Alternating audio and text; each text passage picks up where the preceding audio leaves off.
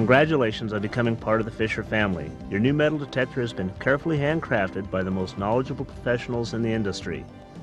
Fisher M-Scope detectors have been made in the United States since 1931. With 70 years of experience behind each detector that leaves our factory, you are guaranteed the long-standing tradition of built-in quality. Hello, my name is Bob Reynolds for Fisher Research Laboratories.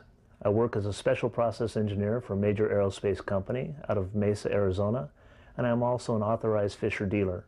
I've been an avid metal detectorist for over 23 years, and today I'll be showing you the general setup and use of your metal detector.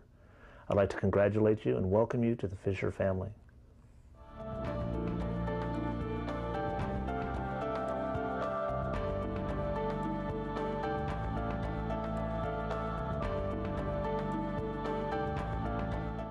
Many gold-bearing areas are literally peppered with small nuggets just below the surface. The trouble is, most metal detectors pass right over them. The nuggets are too small or the ground is too heavily mineralized. Fisher's Goldbug 2 was designed from the ground up for the sole purpose of helping prospectors find gold nuggets. Your new metal detector is just about ready to go. Unpack your detector carefully and set the carton aside. Begin by sliding the lower stem into the upper handle. Then connect the search coil cable to the control housing.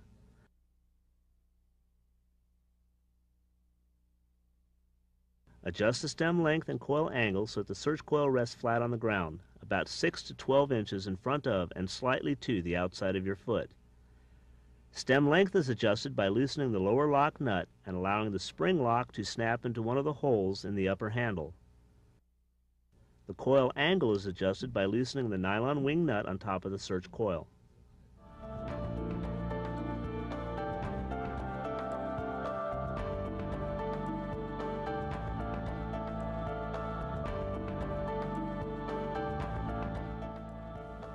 Once you've set a comfortable length, wind the coil cable in a manner that avoids any kinks or overstressing of the connection.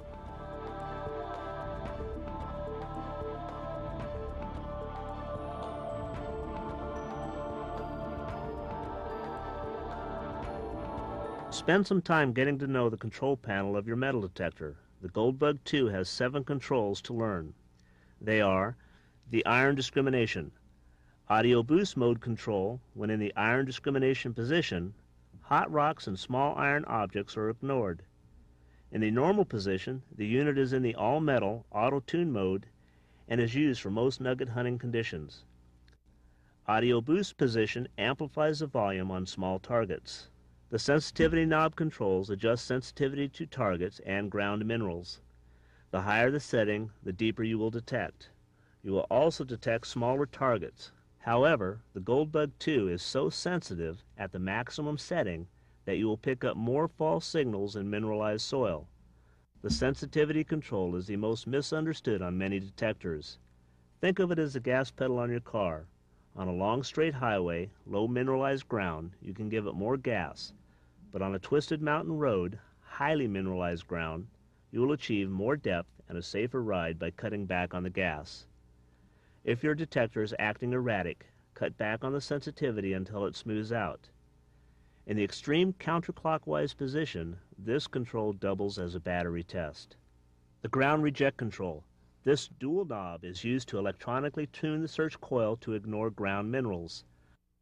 The small knob on top is a single turn coarse adjustment with 20 fixed positions.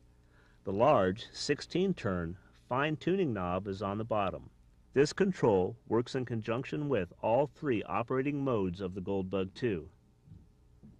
The volume control turns the power on and adjusts the signal response volume. Normally set at 10 unless you are wearing headphones. The headphone jack accepts most stereo and mono headphones with 1/4-inch plugs. When using headphones with a stereo mono switch, put it in the stereo position.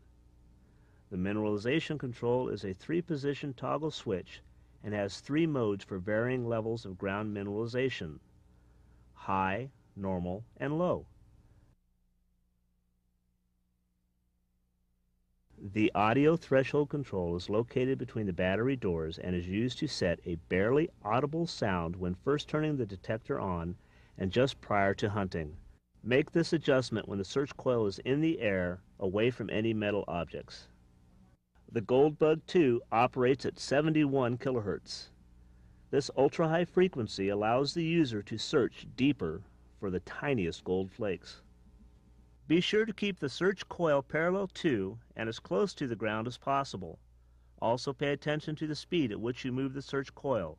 Sweeping too quickly will produce too many false signals.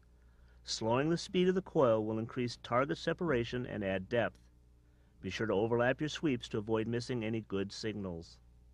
Two 9-volt batteries are located in separate compartments at the rear of the housing. When it is time to replace batteries, always replace them both. Battery replacement is simple with the drop-in compartments. Just pop the doors open, slide the old batteries out, and drop the new ones in. Be sure to pay attention to the plus-minus polarity of the batteries. Your metal detector does not require a lot of care, but there are a few things you should do to keep it in peak operating condition. If you are not going to use it for a while, take the batteries out. Acid damage caused by leaking batteries can be severe. Also avoid extreme temperatures, like inside a closed car sitting in the sun. If you scrub the coil on the ground, you will eventually wear through the bottom. Replacement coils are expensive. Instead, invest in a coil cover. Put a plastic bag over the control housing if you are hunting in the rain, fog, or dust. Wipe off the lower stem before sliding it into the upper stem to keep it free of sand and dirt. Simply put, keep your metal detector clean and dry. Your Fisher metal detector is covered by a lifetime limited warranty. Should your unit need to be evaluated, there are a couple of things you should check prior to sending it in. Make sure the batteries are properly installed and do not need replacing, and that all the cable connections are secure. Should warranty service become necessary, contact Fisher for a list of authorized repair centers. You can also send your detector prepaid to the factory. Your original carton may come in handy if you ever have to return the unit for service. Now that you've familiarized yourself with your Goldbug 2, there are a few things you need to be aware of before you head out to the field. If you yourself wear jewelry, now is the time to remove it, put it in your pocket so you don't have to recover it yourself later. Another point we discussed was coil control.